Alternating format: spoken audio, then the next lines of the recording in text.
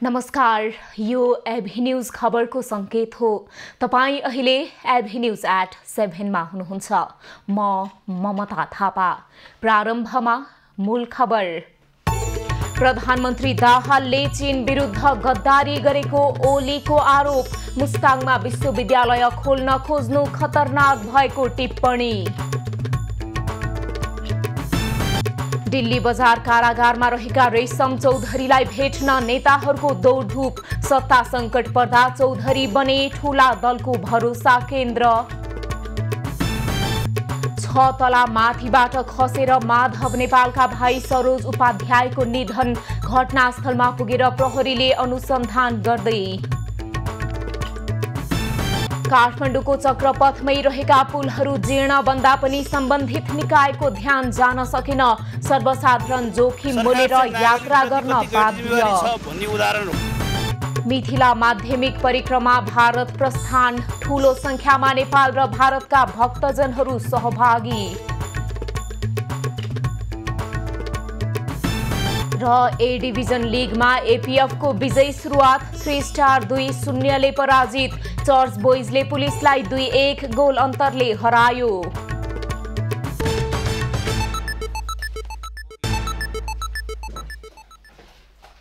खबरको सिलसिला प्रारम्भ गरौं एमाले अध्यक्ष ओलीको भनाई सम्बन्धी प्रसंगबाट। नेकपा एमालेका अध्यक्ष एवं पूर्व प्रधानमन्त्री केपी ओलीले सरकारले मुलुकलाई विदेशीहरूको खेल मैदान बनाउन खोजिरहेको आरोप लगाएका छन्। स्थानीय तह कर्मचारी संघ नेपालले शनिबार एमाले पार्टी केन्द्रीय कार्यालय च्यासलमा गरेको कार्यक्रममा अध्यक्ष नेपालले मुस्ताङमा विश्वविद्यालय खोल्ने भारतको प्रस्तावलाई स्वीकार गरेर प्रधानमन्त्री पुष्पकमल दाहालले चीन विरुद्ध गद्दारी गरेको र मुलुकलाई विदेशीको खेल मैदान बनाउन चाहेको आरोप लगाए।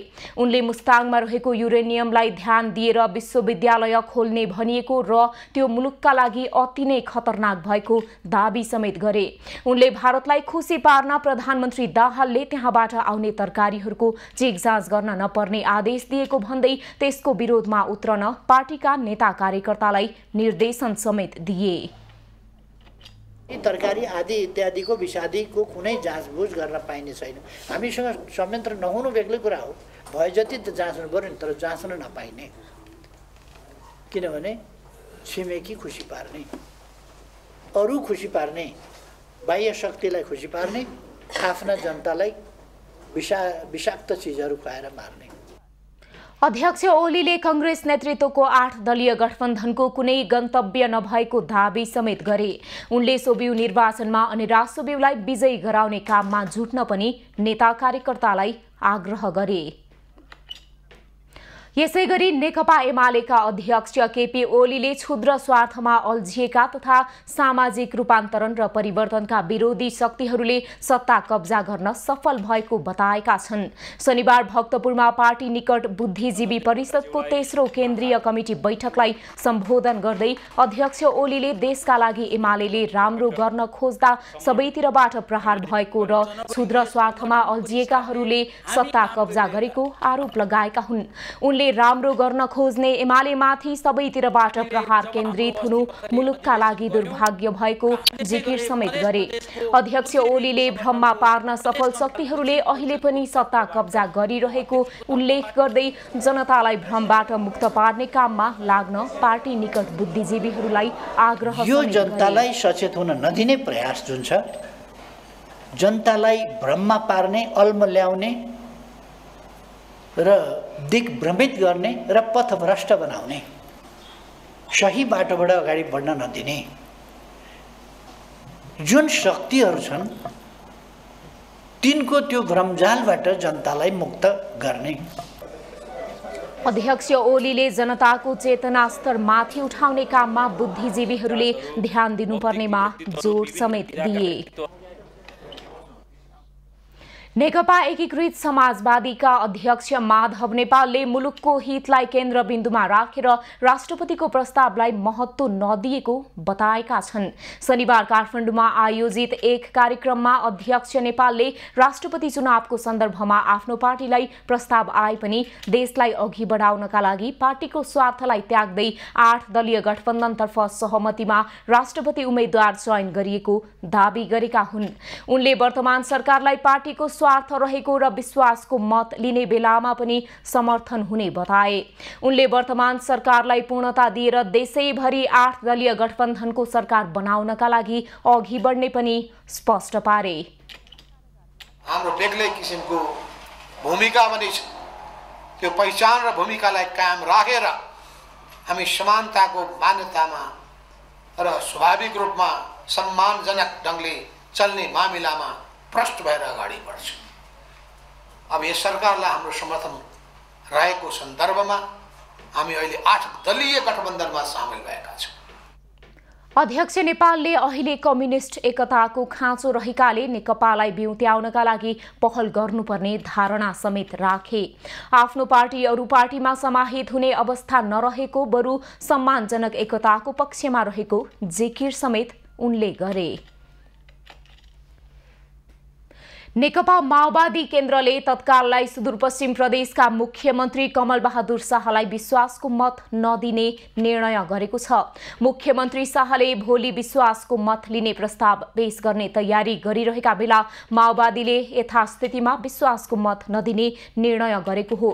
मुख्यमन्त्रीसँगको बैठकपछि माओवादी केन्द्रले यथास्थितिमा अझै पनि विश्वासको मत दिने वातावरण नबनेको र त्यही कुराको निर्णय गर्न केन्द्रीय कार्यालयमा पठाएको जानकारी दिएको छ। माओवादी केन्द्रले सुदूरपश्चिम सरकारको नेतृत्व सहित प्याकेजमा पावर सेयरिङ हुनुपर्ने माग राख्दै आएको छ। मुख्यमन्त्री शाहले विश्वासको मत लिने प्रयोजनका लागि प्रदेश सभाको बैठक आइतबार दिउँसो 1 बजे बोलाएको छ।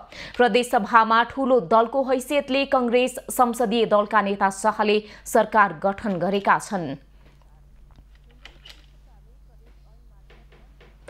मुख्य दलका नेताले दिल्ली बजार कारागार धाउने गरेका छन्। संसद र सरकारमा संकट आएपछि साथ दिन भन्दै दिल्ली बजारका कारागारमा रहेका रेशम चौधरीलाई भेट्न जाने नेताहरूको लर्को लाग्ने गरेको छ।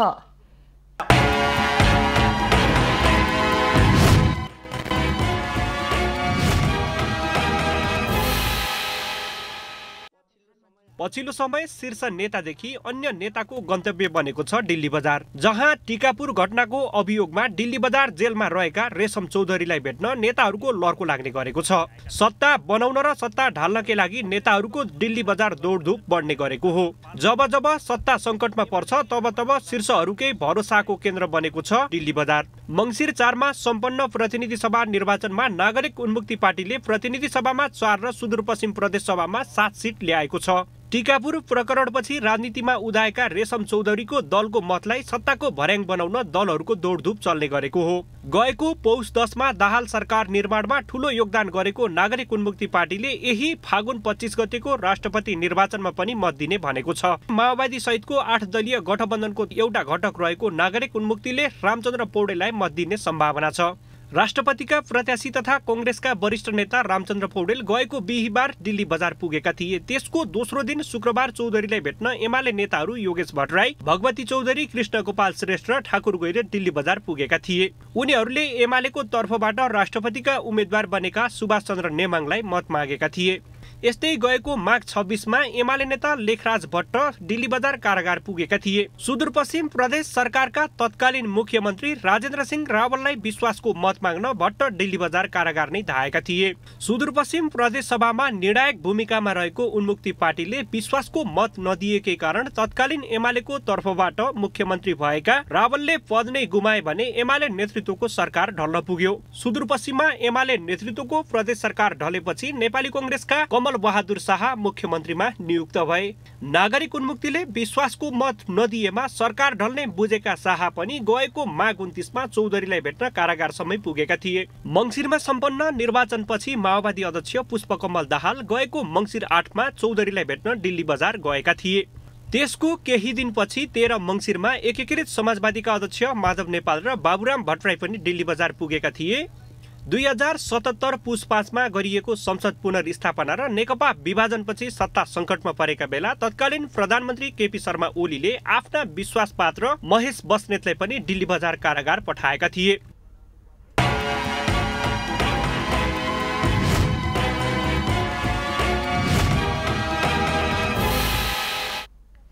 प्रधानमन्त्री पुष्पकमल दाहालले दण्ड र पुरस्कारको असल अभ्यास नै राज्य व्यवस्था र शासन प्रणाली भएको बताएका छन्।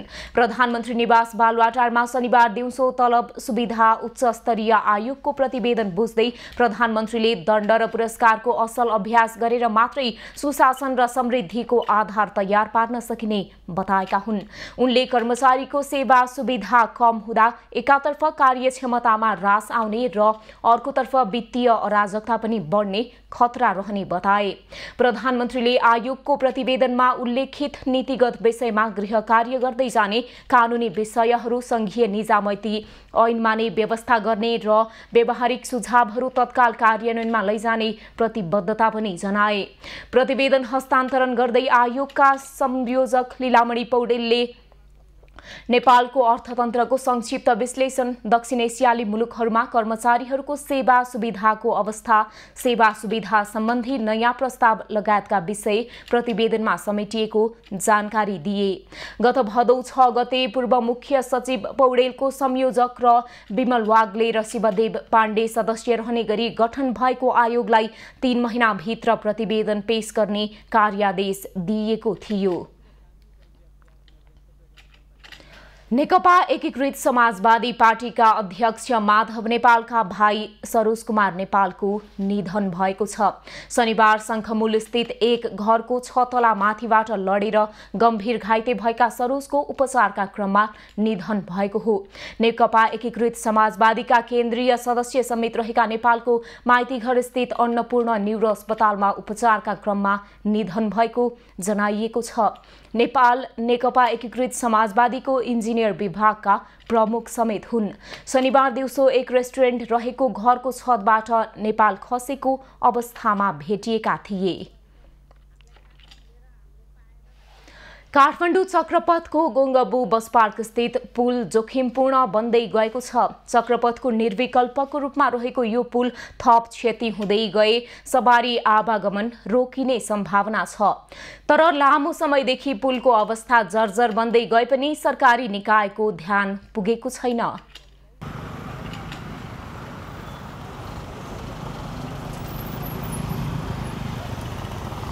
यो पुल हो काठमाडौँको गङ्गबु बस पार्क अगाडिको, जहाँबाट दैनिक हजारौं सवारी साधन र सर्वसाधारणहरूले आवत जावत गर्ने गर्छन्। तर यो पुल यति जीर्ण बनेको छ कि यहाँ सवारी साधन मात्र होइन, सर्वसाधारण हिँड्दासम्म हल्लिने गर्छ। जोखिम मोलेरै भए पनि यहाँ सवारी साधन र यात्रुहरू हिँड्न बाध्य छन्। यस्तो भित्रतिर बस्नै हुँदैन, भित्रतिर बसेको यस्तो हल्लिन्छ है। नजिकतिर बस्यो भने अनि डर त लाग्छ, किन नलाग्ने, बस्नु मन लाग्दैन। ठुल्ठुलो गाडी आएको बेला मान्छे बेलुकातिर हुन्छ नि, गाडी जामसाम हुन्छ, टन्न हुन्छ, एकदम अब अर्कै लाग्छ क्या, डरै लाग्छ। जान्छ कतिखेर जान्छ जस्तो लाग्छ। पुल हल्लिएको छ अनि यो ठाउँ ठाउँमा अलि त्यो जोटीमा अलि भत्किनु लागेको छ। हुन्छ नि, समस्या हुन्छ नि, गाडीहरू उफ्रिन्छ तपाईँको। अब हेर्नु त बिचमा खाल्डो भइरहेछ, बनाउँदैन। पुल हल्लिनुका साथै बीचमा भएका खाल्डा खुल्डीले गर्दा दुई पाङ्ग्रे साथै अन्य सवारी साधनलाई समस्या हुने गरेको छ। पैदल यात्रु र सवारी चालक कति बेला के हुने हो भन्ने त्रासमा छन्।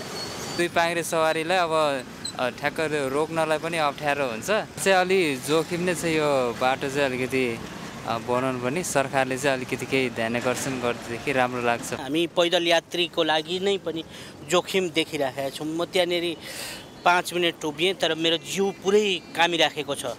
अब यत्रो सवारी साधनहरू हिँडिराख्दाखेरि यो पुलको लागि अलिकति मुस्किल नै भइरहेको छ। यो दिनदिनै यो बाटो हिँड्छन्, उनीहरूले देखा पनि छन्। सरकार चाहिँ नागरिकप्रति कति गैर जिम्मेवारी छ भन्ने उदाहरण हो होइन। सरकारलाई हामीले भन्नु पर्दैन, उनीहरूले देखिसकेका छन्। यो मिडियाबाट झकझकै दिन काम हो। उपत्यकाको व्यस्त पुलमा यो किसिमको जोखिम देखिनु भनेको लज्जास्पद गैर जिम्मेवारीपन हो। यसमा सम्बन्धित निकायको ध्यान जाओस्। क्यामेरामा राजेश रजकका साथ निशा देउजा, गङ्गबु, काठमाडौँ। खबरको सिलसिला अझै जारी छ, हामीसँगै रहनुहोला। अब बाँकी प्रसङ्ग। उपराष्ट्रपति नन्दबहादुर पुनले क्षेत्रीहरू आदिवासी भएको निष्कर्षमा आफू पुगेको बताएका छन्। शनिबार काठमाडौँको कलङ्की स्थित नेपाल मगर संघको भवन पुनर्निर्माण तथा शालिग अनावरण कार्यक्रममा उपराष्ट्रपति पुनले क्षेत्रीहरू आदिवासी हुन् वा होइनन् भन्ने कुरामा गहिरिएर अध्ययन गर्नुपर्ने बताएका हुन्। उनले संविधानमा कतिपय विषयमा समावेश गरिए पनि कतिपय विषय आउन बाँकी रहेकाले त्यसलाई स्थापित गराउनका लागि आदिवासी जनजातिहरूले एकताबद्ध भएर सरकारलाई खबरदारी गरिरहनुपर्ने बताए। उपराष्ट्रपति पुनले आदिवासी जनजातिको पहिचान स्थापित गराउनका लागि आफूले सक्दो सहयोग गर्ने प्रतिबद्धता पनि जनाए। समुदायले केन्द्रित भएर बुझ्नुपर्ने, जान्नुपर्ने विषय, एकताबद्ध हुनुपर्ने विषय के हो भन्दा पहिचानको विषय मूल मुद्दा हो। त्यसकारण यो पहिचानको विषयलाई हामीले कहिल्यै पनि छोड्नु हुँदैन। उपराष्ट्रपति पुनले नेपाल मगर संघले आदिवासी जनजाति योद्धाहरूको योगदानको स्मरण गर्दै अघि बढ्नुपर्नेमा जोड समेत दिए। राष्ट्र, राष्ट्रियता, धर्म, संस्कृति र नागरिक बचाउ महाअभियानले शनिबार काठमाडौँमा बृहत प्रदर्शन गरेको छ। नेपाललाई हिन्दू राष्ट्र कायम गरिनुपर्ने, राजतन्त्र पुनः स्थापना गरिनुपर्ने, संघीयता खारेज गर्नुपर्ने लगायतका माग राख्दै महाअभियानले काठमाडौँको माइती घरदेखि नयाँ बानेश्वरसम्म प्रदर्शन गरेको हो। प्रदर्शनपछि आयोजित सभामा व्यवसायी दुर्गा प्रसाईले अहिलेका नेताहरूले देश बिगारेको आरोप लगाए। उनले राष्ट्रियता, धर्म, संस्कृति बचाउनका लागि नागरिकहरू एक हुनुपर्ने बताए। दिनको 5000लाई पत्रिकामा नाममा निकालेर चाहिँ नि लिलाम गर्दै आफ्नो कब्जामा लिँदै गर्छन्। यो कहिलेसम्म यो मुसा र बिरालोको खेल खेल्ने? यसको अन्त्य हुनुपर्छ भनेर म लागेको मान्छे हो। कति नेपाली रहेका छन् तिनलाई प्रेसर र सुगरले सिधाइसक्यो। ब्याङ्कको टचरले गर्दाखेरि घरमा कचिङ्गल, झगडा, लडाई, बेलुका रक्सी खाएर मान्छे गएको छ, बुढाबुढीको काटाकाट भएको छ। यसको अन्त्य गराउनु छ दुर्गा प्रसाई। प्रसाईले ब्याङ्क तथा वित्तीय संस्थाहरूले सर्वसाधारणलाई धेरै दुःख दिएको टिप्पणी समेत गरे। संचार तथा सूचना प्रविधि मन्त्री रेखा शर्माले दूरसञ्चार सेवालाई गुणस्तरीय, भरपर्दो, सर्वसुलभ बनाउनु अहिलेको प्रमुख आवश्यकता भएको बताएकी छन्। शनिबार काठमाडौँमा आयोजित एक कार्यक्रममा मन्त्री शर्माले दूरसञ्चार सेवा सञ्चालन र प्रयोगका सम्बन्धमा नीतिगत, कानुनी तथा संरचनागत रूपमा आवश्यक सुधार गरी दूरसञ्चार सेवाको विकास र विस्तार गर्नुपर्ने आवश्यकता औल्याएकी हुन्। उनले दूरसञ्चार क्षेत्रभित्रका विकृति र विसङ्गतिलाई हटाएर दूरसञ्चार क्षेत्रको नियमनलाई थप प्रभावकारी बनाउनु पर्ने पनि बताएकी छन्। उनले सूचना तथा प्रविधि मार्फत नेपाली जनताको गुणस्तरीय जीवनयापनमा महत्त्वपूर्ण टेवा पुर्याउन र डिजिटल नेपालको अवधारणालाई मूर्त रूप दिन पनि सरकारवालासँग आवश्यक समन्वय गरी अघि बढ्न दूरसञ्चार प्राधिकरणलाई निर्देशन समेत दिइन्। सूचना प्रविधि मार्फत जनताको जीवन स्तर उठाउन ठोस पहल कदमी लिन आवश्यक छ। प्राधिकरण नियामक संस्था भएकाले प्रभावकारी नियमको व्यवस्था गर्न पनि आग्रह गर्न चाहन्छु। मन्त्री शर्माले साइबर सुरक्षा, गोपनीयता सुरक्षा र तथ्याङ्क सुरक्षा कायम गर्न आवश्यक नीतिगत र कानुनी कार्यलाई सरकारले पहिलो प्राथमिकतामा राखेको पनि बताइन्। मुख्य शहरका अव्यवस्थित र छरिएर रहेका तारलाई निश्चित मापदण्ड बनाएर भूमिगत गर्न आवश्यक रहेको उनको भनाइ छ। नेकपा एमालेका सचिव टोप बहादुर रायमाझीले अबको निर्वाचनमा बहुमत ल्याउने लक्ष्यका साथ एमालेले मिसन ग्रासरुट कार्यक्रम सञ्चालन गरेको बताएका छन्।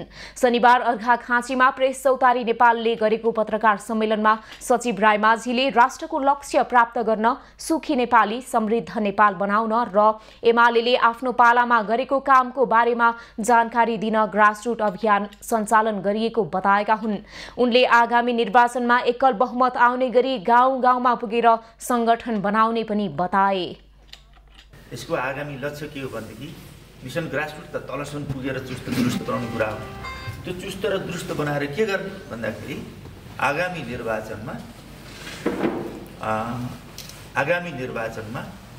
यो देशकै नेतृत्व गर्ने स्थितिमा पुर्याउने, चाहे त्यो गठबन्धन भएर आओस्।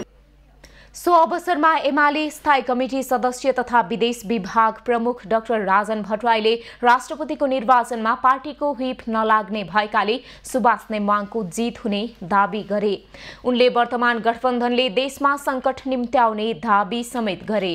हाम्रो जस्तो निर्वाचन प्रणाली जहाँ 60% प्रत्यक्षतर्फ छ, 40% समानुपातिकतर्फ छ, यो 60-40 को स्थितिमा एउटै पार्टीको एब्सोल्युट मेजोरिटी अर्थात् पूर्ण बहुमत आउने स्थिति बन्द रहेनछ। धेरै ठाउँका अनुभवले त्यो देखायो। एकदमै रेयर ठाउँमा मात्रै, कहिलेकाहीँ अकेजनल रूपमा मात्रै त्यो खालको स्थिति देखिएको छ। कार्यक्रममा नेकपा एमालेका पोलिट ब्युरो सदस्य सूर्य थापा, विमला घिमिरे, जिल्ला अध्यक्ष पीताम्बर भूषाल लगायतको सहभागिता रहेको थियो। 1.5 सातादेखि चलिरहेको मिथिला माध्यमिकी परिक्रमा नेपालको विभिन्न स्थानको परिक्रमा गरी आज भारततर्फ प्रस्थान गरेको छ। हरेक वर्ष हुने परिक्रमामा भक्तजनले 15 दिनमा नेपालको 105 र भारतको 28 गरी कुल 133 किलोमिटरको दूरीमा पैदल यात्रा गर्ने गर्छन्। नेपालको अन्तिम परिक्रमा क्षेत्र धनुषाको औरहीमा ठूलो मेला लागेको थियो। नेपाल भारतका हजारौं व्यक्ति सो मेला हेर्न आएका थिए। परिक्रमाको क्रममा जुन दर्शनार्थीहरू डोला चाहिँ अहिले औरहीमा आएका छन्, औरहीमा म यहाँ पुगेको छु र औरहीमा चाहिँ यसै गरी चाहिँ स्थानीयवासीहरू परिक्रमामा बसेका छन् र परिक्रमाको क्रममा 15 दिनसम्म चाहिँ धनुषा महोत्तरीका विभिन्न जिल्लाहरू र साथै भारतमा चाहिँ घुम्ने परम्परा रहेको छ। बढ़िया भेलन, खाना पीना के सुविधा है, बहुत घूमना फिरना है। भगवान के जानकी महारानी के डोला जाय छै, ओहि में देखे में बहुत सुविधा लगे छै, बहुत बढ़िया लगे छै। पूर्व कालदेखि सञ्चालनमा रहेको नेपाल र भारत सीमासँग जोडिएको सबभन्दा ठुलो यात्रा जसलाई महाकुम्भ पनि भनिन्छ, त्यो महाकुम्भमा दर्जनौं सङ्घ संस्थाहरू, यहाँको स्थानीयवासीहरू, युवा क्लबहरू आफ्नो स्वास्थ्य शिविर लगायतको सेवा शिविरहरू राखेको छ। डोला चाहिँ विभिन्न ठाउँमा जसरी चाहिँ बसाहरूमा पुग्छन्, राति विश्राम गर्छन्, त डोलाका लागि चाहिँ विभिन्न ठाउँहरूमा यसरी नै चाहिँ घरहरू बनाएको छ। यो घरभित्र चाहिँ डोला राखिएको हुन्छ र यो डोला चाहिँ फेरि बिहान चाहिँ एउटा चाहिँ यिनीहरूको चाहिँ डोलालाई उठाएर लग्ने गर्छन् र त्यसपछि चाहिँ फेरि त्यो स्थलमा चाहिँ यसरी घर बनाएको ठाउँमा राख्ने गर्छन्। एबी न्यूज खबरका लागि सुजित कुमार झा, जनकपुर धाम। हरेक वर्ष फागु पूर्णिमाको दिन मनाइने होली पर्व रङहरूको पर्व हो। उत्साह, उमङ्ग र खुसीको पर्व भएकाले होलीको महत्त्व त्यत्तिकै छ। तर पछिल्लो समय गुणस्तरहीन रङको प्रयोगले मानव स्वास्थ्यमा गम्भीर असर गर्ने गरेको पाइएको छ। असत्यमाथि सत्यको विजयको रूपमा लिइने होली पर्व आदिम कालदेखि मनाउँदै आइएको छ। तर समय क्रमसँगै होलीको नाममा विकृति पनि उस्तै गरी मौलाएको छ। सांस्कृतिक रूपमा विकृतिहरू मात्रै भित्रिएका छैनन्, मानव स्वास्थ्यलाई असर गर्ने रङको प्रयोग उत्तिकै व्याप्त छ। यस्ता रङको प्रयोगले छालाजन्य रोगहरू निम्तिने बताउँछन् छाला विशेषज्ञ डाक्टर अनिल कुमार झा। छालालाई सुक्खा पार्दिनु, चिलाउनु, त्यो यो अल्पकालीन तुरुन्तै असर गर्ने खालको कुराहरूमा, त्यसपछि छाला फुटेर या छाला फाटेर जानु, त्यसपछि त्यसमा घाउ हुनु, एलर्जी हुनु या एक्जिमा हुनु, यो सबै चाहिँ धेरैजसो पेसेन्टमा होलीपछि हामी कहाँ आउने जति बिरामीहरू हुनुहुन्छ उहाँहरूकोमा त्यो चाहिँ मैले देखेको छु त्यस्तो चिजहरू। होली पर्वलाई बसन्त उत्सव र मदन उत्सव आदि पनि भनिन्छ। श्री पञ्चमी, बसन्त पञ्चमीलाई नै बसन्त आगमनको पर्व मानिन्छ भने फागुन पूर्णिमाको भोलिपल्ट चैत्र कृष्ण परिवारदेखि बसन्त आरम्भ हुन्छ, अर्थात् गर्मी मौसमको आरम्भ हुन्छ। त्यसैले पनि यो पर्वले प्रकृतिसँग पनि अनुन्याश्रित सम्बन्ध राख्छ। होली पर्व उत्साह, उमङ्ग र रमाइलोको बिम्ब मात्रै होइन, हरेक मानिसबीच भातृत्व, मित्रता र अपनत्वको सङ्गम पर्व पनि हो, जहाँ सामाजिकीकरण गर्न र संस्कृतिको सम्वर्धनमा पनि होली पर्वको उत्तिकै योगदान रहेको छ। तर पछिल्लो समय होली पर्वमा प्रयोग गरिने रङहरूले भने स्वास्थ्यमा असर गर्ने गरेको बताउँछिन् गङ्गा श्रेष्ठ। रङमा अब बढी केमिकल हुन्छ, गाला चिलाउने, खटिरा हुने, एलर्जी हुने, कसैको मुख सुन्निने, त्यस्तै। बजारमा पाइने रङहरू गुणस्तरीय हुन् या गुणस्तरहीन, यस्ता रङको गुण परीक्षण गर्ने निकायहरूको ध्यान पुगेको देखिँदैन, जसको परिणाम होली रङहरूको उल्लास र उमङ्गको पर्व भएर पनि छालाजन्य रोगको शिकार हुनु परेको उदाहरण छन्। यसर्थ यस्ता रङको प्रयोगमा सर्वप्रथम स्वत व्यक्तिले सावधानी अपनाउनुपर्छ भने उता राज्यका निकायहरूले पनि यस्ता रङको विषयमा अनुगमन गर्ने कि पुष्प श्रेष्ठको रिपोर्ट। मिथिला संस्कृति समाजले काठमाडौँमा फागु उत्सव मनाएको छ। मिथिला संस्कृति समाज नेपालले काठमाडौँको माइती घरमा फागुवा उत्सव मनाएको हो। कार्यक्रममा मिथिला क्षेत्रमा घर भई काठमाडौँमा बसोबास गर्ने लगायत अन्य सर्वसाधारणले सहभागिता जनाएका थिए। उनीहरूले एकअर्कालाई विभिन्न प्रकारका रङ र अबेर दलेर फागुवा उत्सव मनाएका हुन्। मिथिला संस्कृति समाजले हरेक वर्ष उपत्यकामा फागुवा उत्सव मनाउँदै आएको छ। यस वर्षको होली उपत्यका लगायत पहाडी जिल्लामा सोमबार र तराईका जिल्लाहरूमा मंगलबार मनाइँदैछ। किरात राईहरूको उद्गम स्थल भोजपुरमा संग्रहालय सहितको यलम्बर सभाहल निर्माणको कार्य अन्तिम चरणमा पुगेको छ। किरात राईहरूको ऐतिहासिक महत्त्वका संस्कार संस्कृति झल्कने संग्रहालय स्थापना गर्ने लक्ष्य सहित भवन निर्माण थालिएको हो। किरात राईहरूको संस्कार संस्कृतिको संरक्षण तथा विकास गर्ने लक्ष्यले भोजपुरको देउराली नजिकै निर्माण भइरहेको यलम्बर सभाहल निर्माणको काम 95% सम्पन्न भएको छ। किरातहरूले विभिन्न संस्कार संस्कृति झल्काउने गरी स्थापना हुने संग्रहालयलाई विश्वको रिसर्च सेन्टरको रूपमा विकास गर्ने लक्ष्य लिएको छ। किरातहरूको पहिचान सहित झल्किने हामीले एउटा माङखिम घर बनायौँ भने माङखिम भन्नाले चाहिँ किरातहरूको पितृघर भन्ने बुझिन्छ। संग्रहालय सहितको सभाहल भवन 4 रोपनी 9 आना क्षेत्रफलमा निर्माण भइरहेको छ। निर्माणाधीन भवनको अवलोकन गर्दै यसको आवश्यक संरचना निर्माणमा बजेटको कुनै कमी हुन नदिने प्रदेश सभा सांसद सृजना राईले बताइन्। यहाँका भवनको लागि जे उद्देश्य लिएर काम सुरुवात गरिएको त्यो सुरुवात गरेर सुरुदेखि अन्तिमसम्म नै यसलाई चाहिँ सम्पन्न गर्नको लागि पहल कदमी गर्नेछ। भवन कोशी प्रदेश सरकार अन्तर्गत शहरी विकास तथा भवन कार्यालय धनकुटाको करिब 3 करोड 17 लाख लागतमा निर्माण थालिएको हो। 3 तले सभा हलको पहिलो तलामा किरात संग्रहालय, दोस्रो तलामा पार्टी प्यालेस, तेस्रो तलामा सभा हल र त्यसमा माथि 20 फिट अग्लो किरात राईहरूको विभिन्न संस्कारहरूमा प्रयोगमा आउने चिन्डोको प्रतिमा राखिनेछ। निर्माण कार्यलाई गुणस्तरीय बनाउन अनुगमन तथा निरीक्षणमा विशेष ध्यान दिएको शहरी विकास तथा भवन निर्माण कार्यालय धनकुटाले जनाएको छ। यसको के छ क्वालिटीको चाहिँ काम भइसकेको छ हाम्रो हैन। त्यस पछाडि 95% यसको काम भइसक्यो हैन।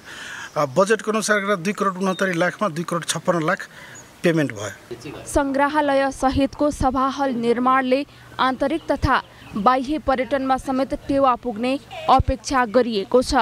भोजपुरबाट युवराज विष्टको रिपोर्ट। कोभिडका कारण सुस्ताएको रूपन्देहीको मौरी पालन व्यवसाय पुनः लयमा फर्किन थालेको छ। तर व्यावसायिक रूपमा मौरी पालन गर्दै आएका किसानहरू भने चरण र सुरक्षाको समस्या रहेको बताउँछन्।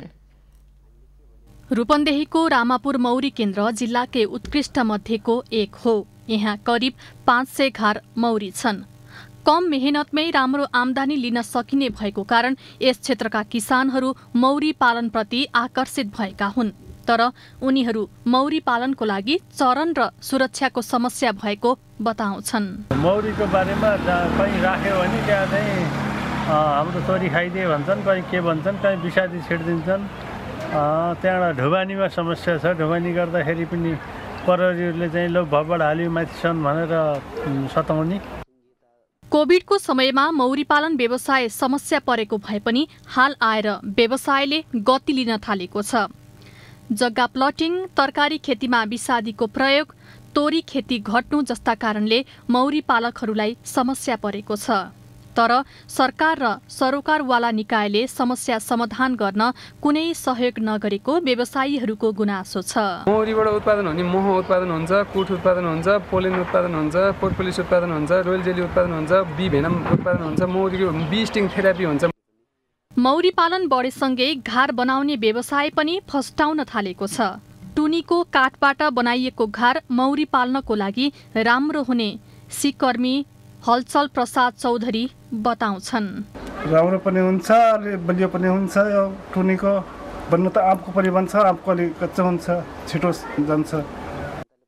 व्यावसायिक रूपमा मौरी पालनमा लागेका किसानहरूको समस्या समाधानको लागि सरकार र सरोकारवाला निकायको ध्यान जाने हो भने यसले रोजगार सृजना गर्नुका साथै किसानको जीवनस्तर उकास्न मद्दत पुग्ने देखिन्छ।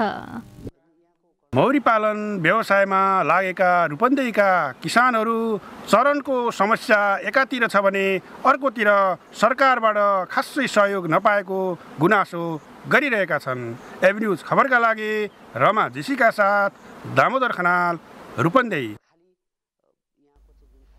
पर्वतका सञ्चारकर्मीहरूले सूचनामै भ्रष्टाचार हुने गरेको बताएका छन्। जिल्लास्थित सरकारी निकायका सूचना अधिकारीसँग भएको अन्तर्क्रियामा सञ्चारकर्मीहरूले सूचनामै भ्रष्टाचार हुने गरेको आरोप लगाएका हुन्।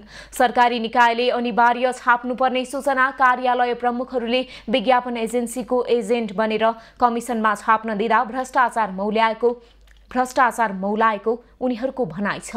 स्थानीय तह वा जिल्लामा नै नआउने पत्र पत्रिकाहरूमा कार्यालय प्रमुखहरूले टेन्डरका बोलका सूचनाहरू कमिसनमा प्रकाशन गर्दा जिल्लाका क्रियाशील सञ्चारकर्मी मारमा परेको उनीहरूको भनाइ छ। हाम्रो जिल्लामा क्रियाशील हुनुहुन्छ, जुनसुकै मिडियामा पनि हाम्रो जिल्लाबाट काम गर्नुहुन्छ। ती तपाईँले सार्वजनिक गर्नुपर्ने सूचनाहरू तपाईँले अथवा गोर्खापत्रमै छाप्न पर्ने हो, अथवा नयाँ पत्रिकामा छाप्न पर्ने, कान्तिपुरमा छाप्न पर्ने, जुनसुकै मिडियामा छाप्न पर्ने सूचना हो तपाईँले छ भने राष्ट्रिय दैनिक पत्रिकामा छाप्न पर्ने सूचना हामीलाई दिनुहोस्। हामी बरु समानुपातिक तरिकाले जिल्लामा क्रियाशील भएका साथीहरूलाई विज्ञापन उपलब्ध गराउँछौँ। अन्तर्क्रियामा प्रमुख जिल्ला अधिकारी चित्राङ्गत बरालले जिल्लालाई सूचना मैत्री बनाउन आफूले सक्दो पहल गर्ने बताए। उनले जिल्लाका कुनै पनि निकायको सूचना उपलब्ध नभएमा जिल्ला प्रशासन कार्यालयमा उजुरी दिन आग्रह समेत गरे। उसले सुशासन ऐनले सबै निकायले गर्ने भनेर लेखेको छ।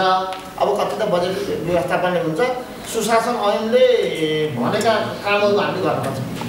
त्यो सुशासन ऐन भनेको नेपालको सबैभन्दा काम चाहिने कसको काम के हो भने स्पष्ट गर्ने महत्त्वपूर्ण ऐन छ, त्यो ऐनलाई हामी कार्यान्वयन गर्छौँ। कार्यक्रममा जिल्लाका क्रियाशील सञ्चारकर्मीले सरकारी कार्यालयबाट सूचना पाउनमा भएको समस्या र चुनौतीका बारेमा धारणा राखेका थिए। काठमाडौँको थानकोट चन्द्रागिरी चितलाङ सडक खण्डमा यातायातका साधनको चाप बढेको छ। कान्ति लोकपथ अन्तर्गत ललितपुरको बागमती र भट्टे डाँडामा सडक मर्मतका कारण केही दिन यातायात बन्द गरेपछि थानकोट चन्द्रागिरी चितलाङ सडक खण्डमा सवारी चाप बढेको हो। चन्द्रागिरी नगरपालिका वडा नम्बर 6 र 7 मा पर्ने चेकपोस्ट सडकमा सानो ठूलो सवारी साधनका कारण चाप बढेको छ। साँघुरो सडकमा दुईतर्फी सवारी साधन गुड्न थालेपछि पैदल हिँड्न समेत मुस्किल परेको छ। भीमफेदी कुलेखानी सडक मर्मतका लागि करिब 1.5 महिना अघिदेखि कुलेखानी सडक खण्डको फाले र सिस्नेरी सडक खण्ड मर्मत गर्न थालिएसँगै हेटौडाबाट काठमाडौँतर्फ जाने सवारी साधनलाई चितलाङ थानकोट सडक भएर सञ्चालन गरिँदै आएको छ। खबरको सिलसिला अझै जारी छ, हामीसँगै रहनुहोला। अब पालो एभिन्यूज एट स्पोर्ट्सको।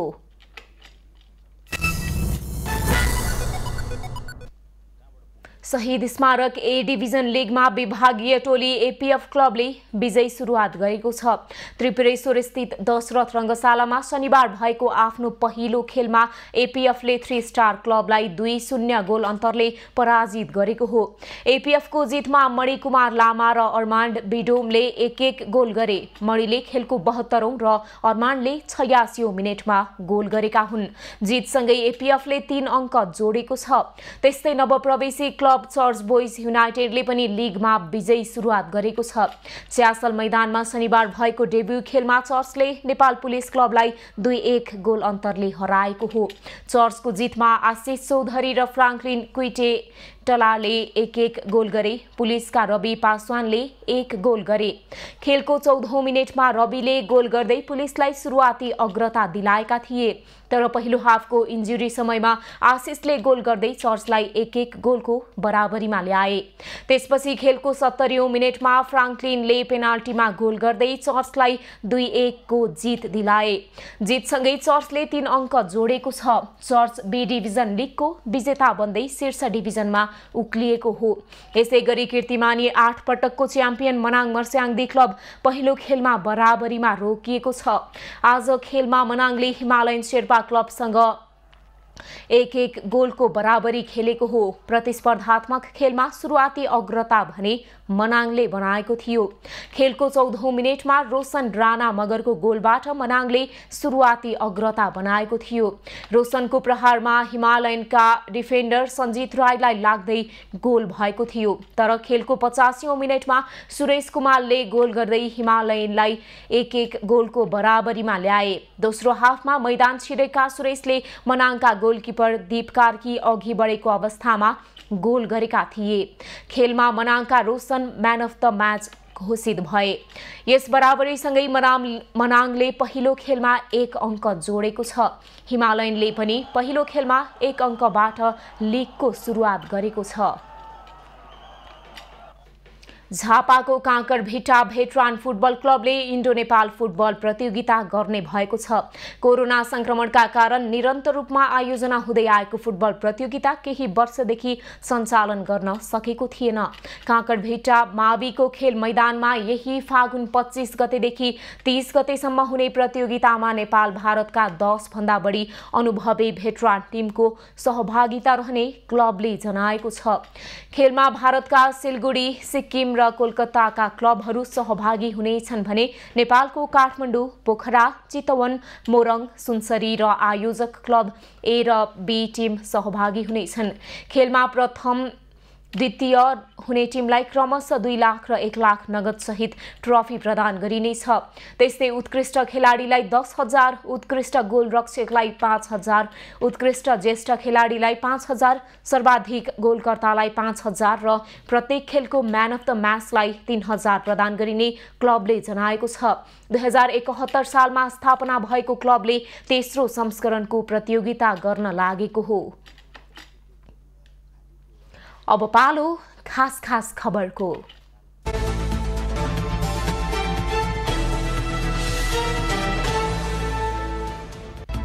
हावाहुरीका कारण पोखराको फेवातालमा डुङ्गा पल्टिँदा 1 जना वृद्ध गम्भीर घाइते भएकी छन्। घाइते हुनेमा पोखरा 1 बगर बस्ने 70 वर्षीय यममाया गिरी रहेकी छिन्। शनिबार अपराह्न गिरी सहित 6 जना सवार डुङ्गा तालमा पल्टिएको हो। डुङ्गामा सवार 6 जनाकै उद्धार गरिएको र अन्यको अवस्था भने सामान्य रहेको प्रहरीले जनाएको छ।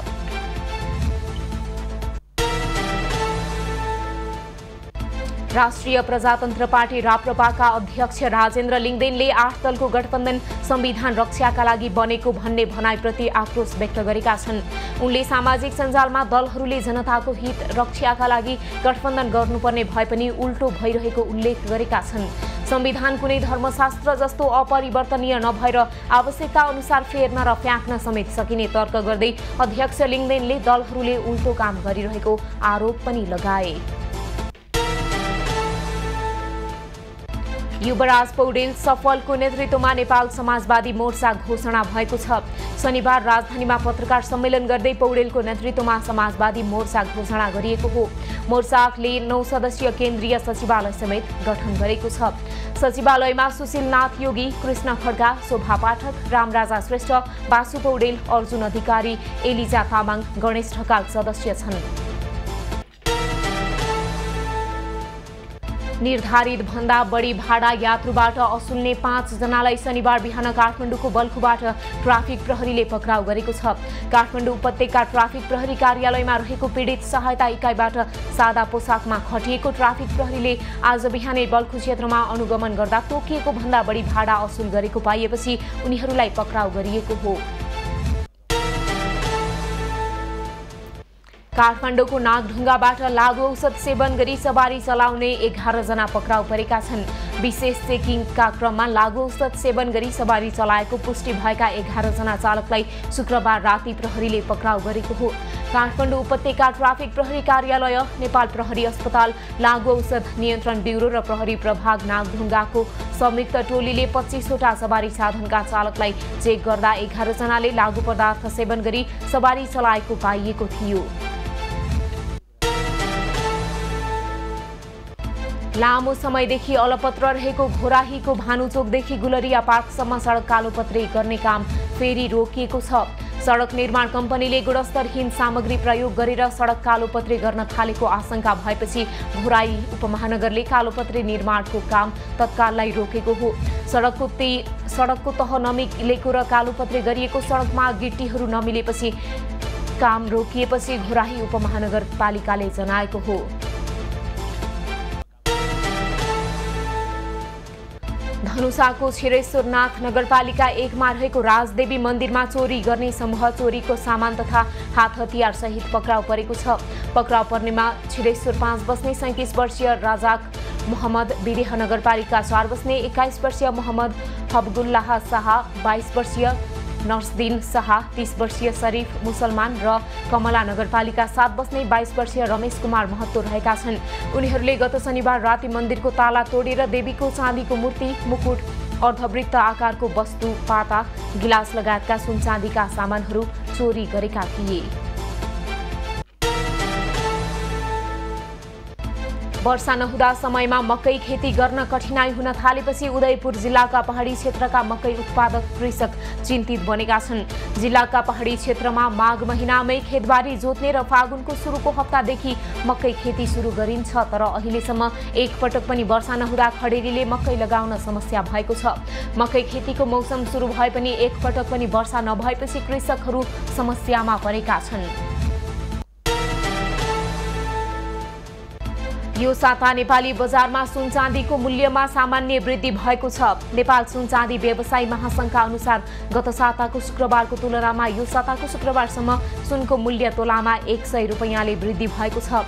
गत साताको शुक्रबार छापावाल सुनको मूल्य 1,02,400 रहेकोमा यो साताको शुक्रबार 1,02,500 रुपैयाँ कायम भएको थियो। न्युजिल्यान्डको केरमाडेक टापुमा शक्तिशाली भूकम्प गएको छ। शनिबार बिहान 6:41 मा 6.9 म्याग्निट्युडको भूकम्प गएको अमेरिकी भूगर्भ सर्वेक्षणले जनाएको छ। भूकम्पको असरबारे विस्तृत विवरण भने आइसकेको छैन।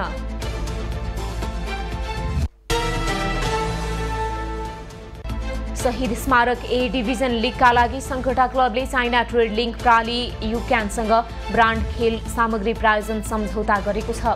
क्लबले शनिबार पत्रकार सम्मेलन गर्दै युक्यानसँग 1 वर्षका लागि सम्झौता गरेको जनाएको हो। सम्झौता अनुसार चाइना ट्रेड लिङ्क प्रालीले क्लबलाई करिब 7 लाख बराबरको खेल सामग्री प्रदान गर्ने बताएको छ। क्लबले आज नै नील डेभिड युनिसेक्स सलुनसँग स्टाइलिङ पार्टनरको रूपमा सम्झौता पनि गरेको छ। अब पालो एभी न्यूज एट मौसमको।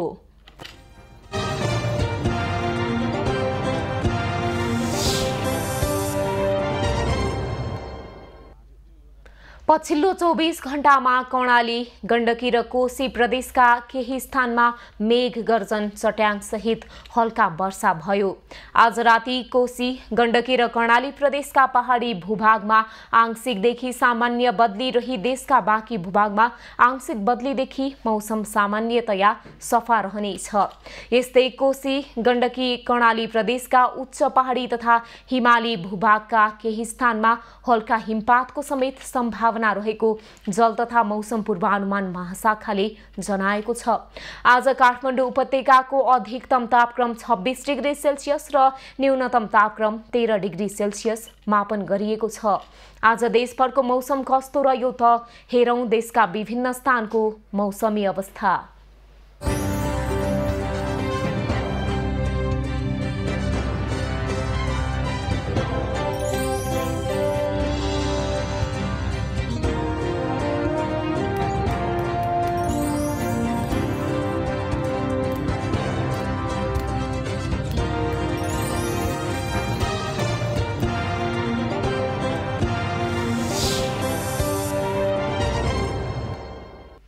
अहिलेलाई खबरको क्रम यति नै। एभी न्यूज खबरका यी सहित अन्य विस्तृत खबरका लागि www.abhinews.tv लगइन गर्न सक्नुहुनेछ।